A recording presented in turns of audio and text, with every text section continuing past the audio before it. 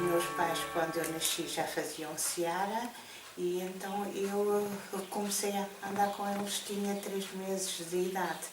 Andava nas searas dentro de uma caixa das sardinhas que havia antigamente, aquelas caixas de madeira, e então eu andava com eles nessa altura nas searas. Na fase quando eu era bebê, quem me dava de comer e me dava a fralda era o meu pai, porque a minha mãe tinha que andar na monta do arroz a trabalhar para a farinha para mim. As barracas na altura eram de esteiras, ainda não havia as barracas de madeira, eram de esteiras.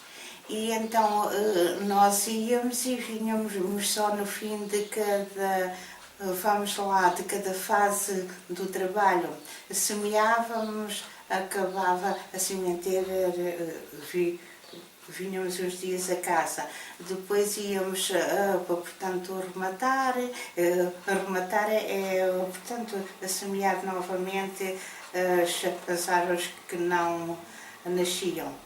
Depois, portanto, íamos desbastar e sachar, depois vinhamos novamente a casa, mais um tempo, depois íamos, portanto, estávamos mais tempo lá do que cá. Porém, não havia frigorífico nas searas, não era aquelas salgadeiras com, portanto, era tudo à base de carne do porco para estarem salgadas, para não se estragarem. Portanto, levávamos a carne, portanto, os legumes, as batatas, pronto. Até nessa altura ainda não havia merceeiros que fossem vender às searas.